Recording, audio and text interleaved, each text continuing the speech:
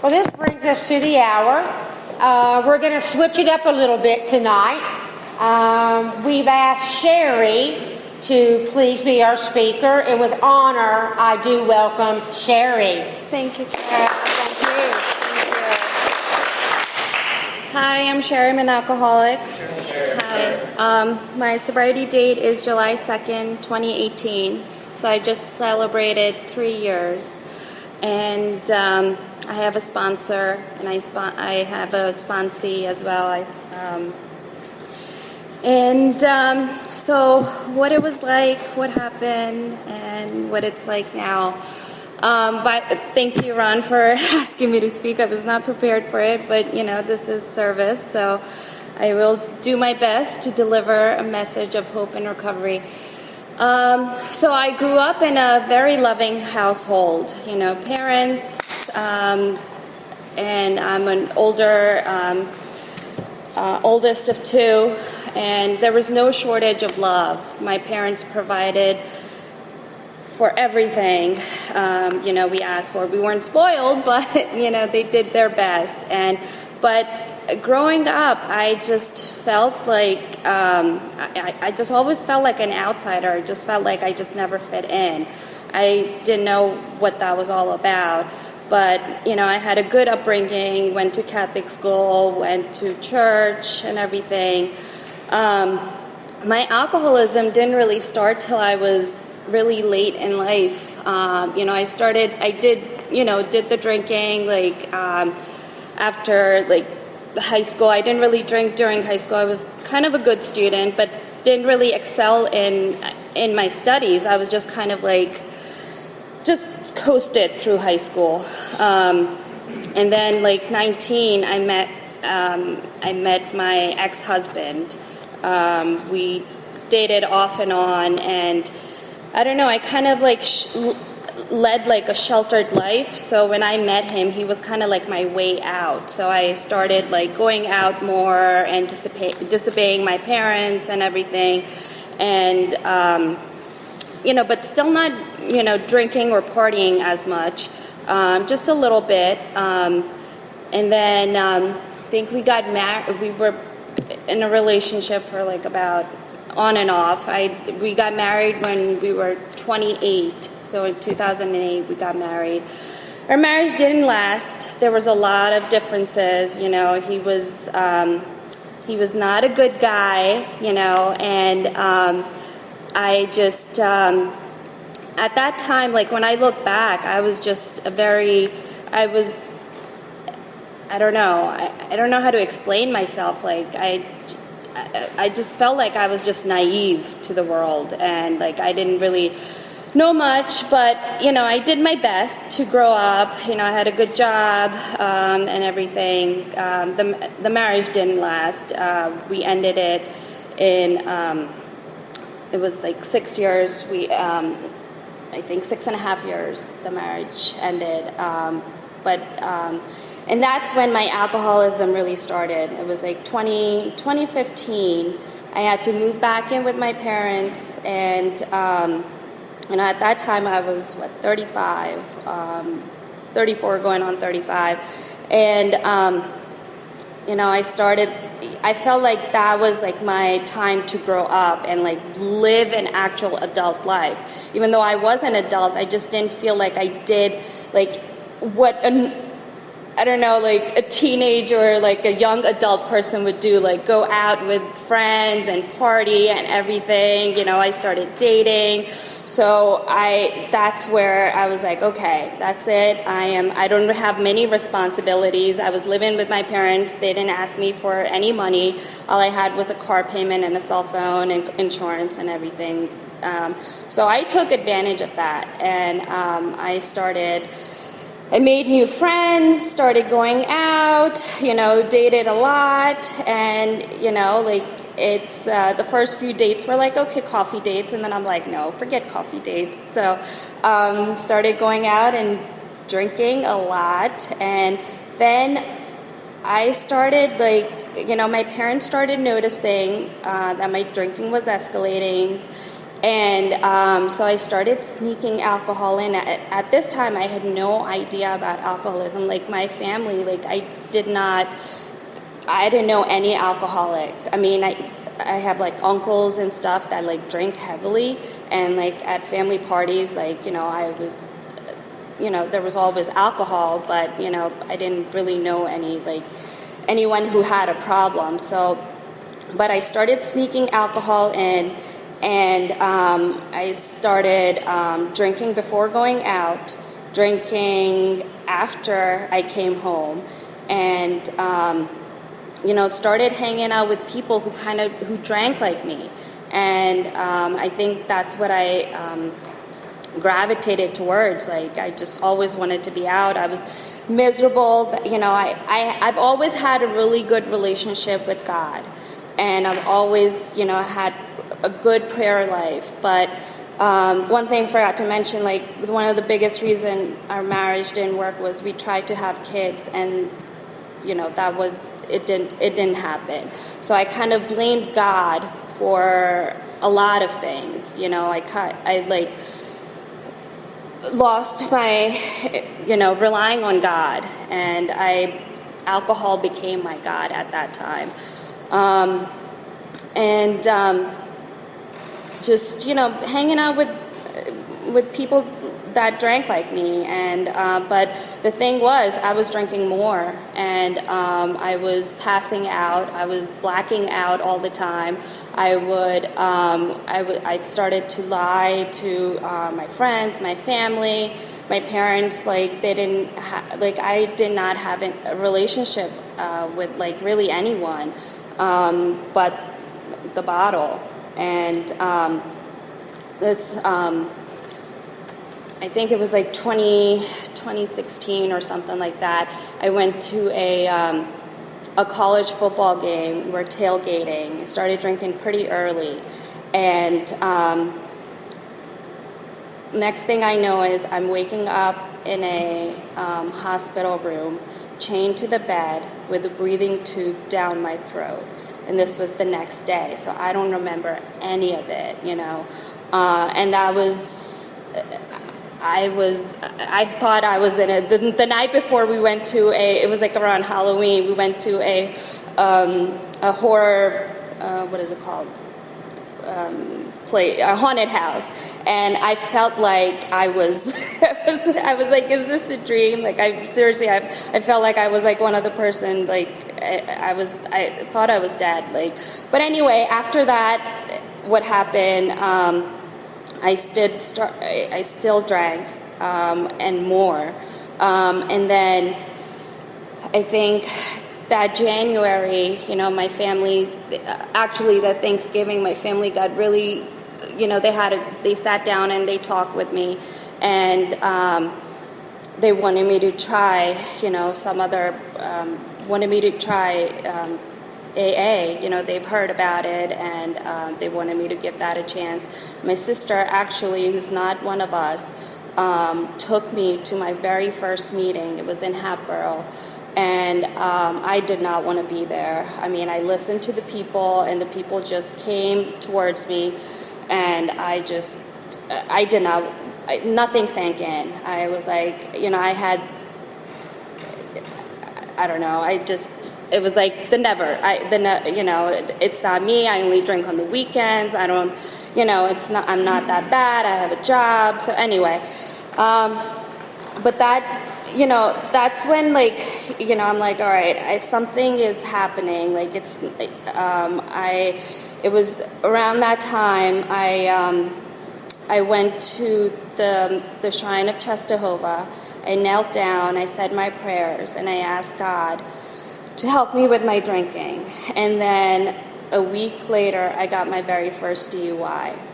The first DUI, it was like a slap on the wrist, because, I think it was the ARD program. My license was only suspended for 2 months.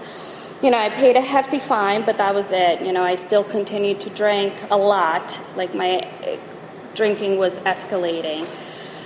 And then,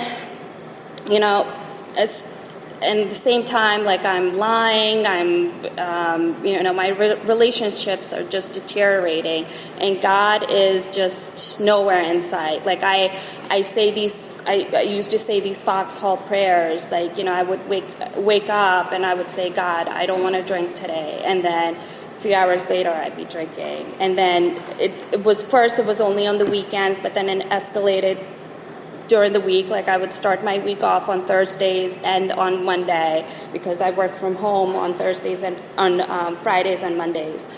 So then coming May, so I got my second DUI, and that was bad, because I was drinking all day. I knew I shouldn't have gone in the car, but I did. And I got my second DUI, and this one was bad. I think I was I always say this wrong, 0.30. My blood alcohol level was very high. Even the cops that pulled me over, they were like, how are you still functioning? But you know what? I'm glad that I remember it all. I forgot to mention also, in that April, I because my drinking had gotten very bad, I started to go to Sobriety Group, actually, and I had met a few women there that when I got my second DUI, I called one of the women that I had met, and she suggested that I go to rehab right away. So that Sunday, I went to my first rehab. I went to Miramont. I was only there for about 12 days because of insurance.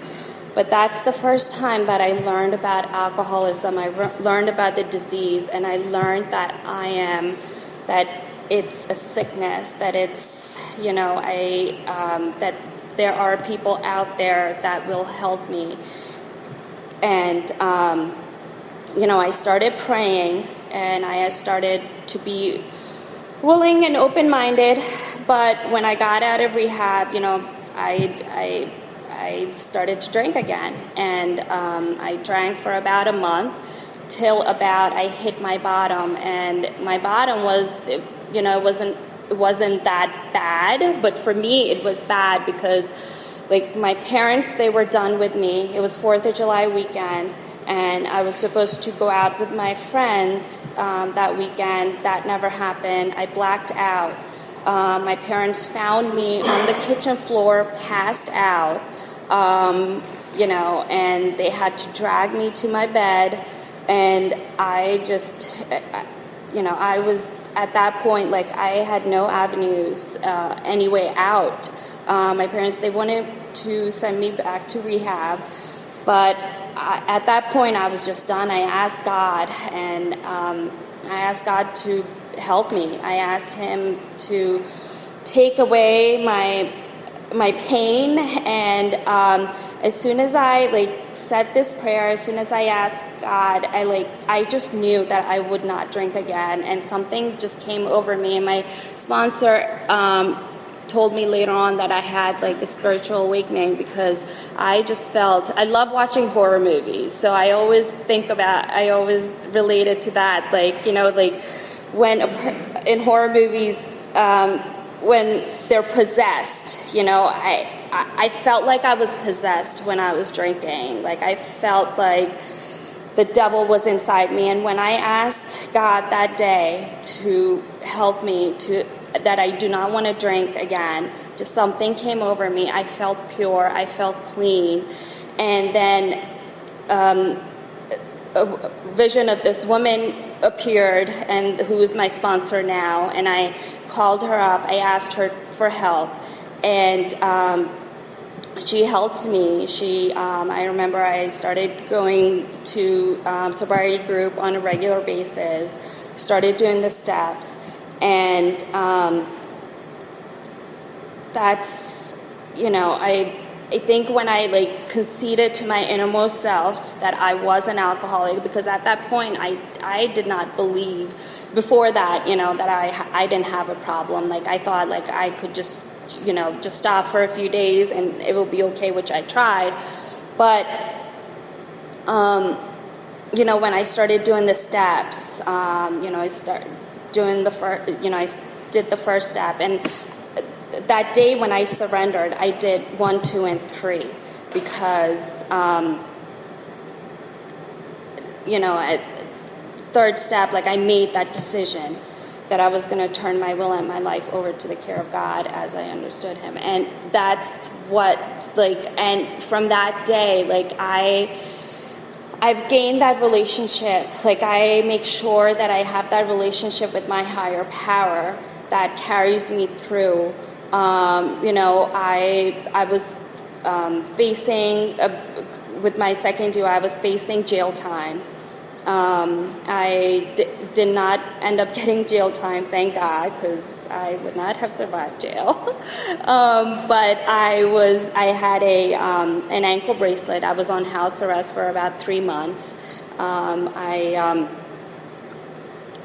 But you know what? All that stuff, it really humbled me. Everything that has happened, I'm so glad that my story is not that traumatic when it's on paper, but for me it's traumatic because all the stuff that I went through, and coming out of it, I don't know, and especially the relationship with my higher power that's just grown. Relationship with my parents have just grown. I have 2 nieces. I'm a godmother. My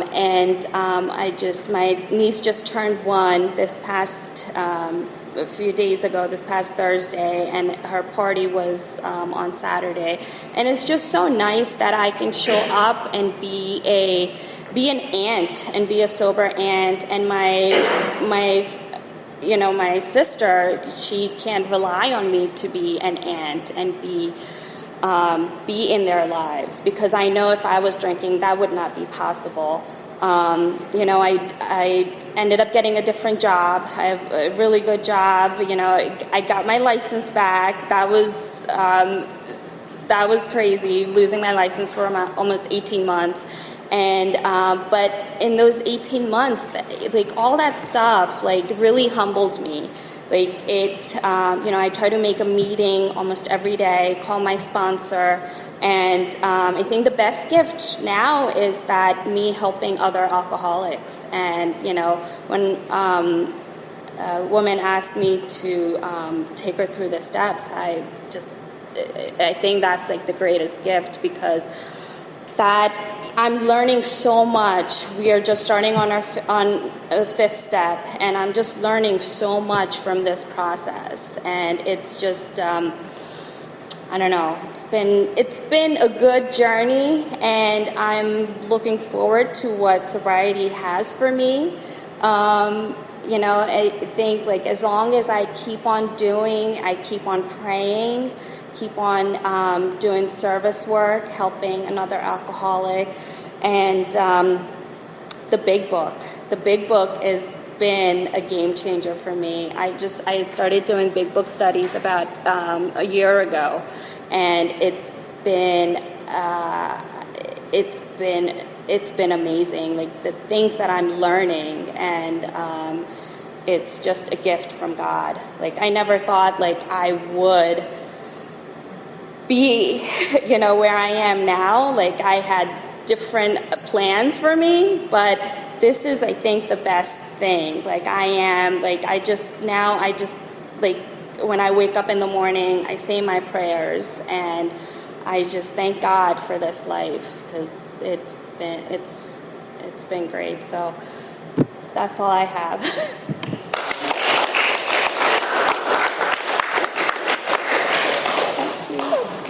Right. Okay, guys, I'm going to open up the meeting. Please limit your sharing to 3 minutes, and don't forget, please keep your shares related to a topic of alcoholism. If you feel like drinking, please see myself or someone after the meeting. We ask that you please refrain from the use of profanity. We are in a church and on a spiritual journey. Okay. I'd like to open the meeting. 7/21/2021.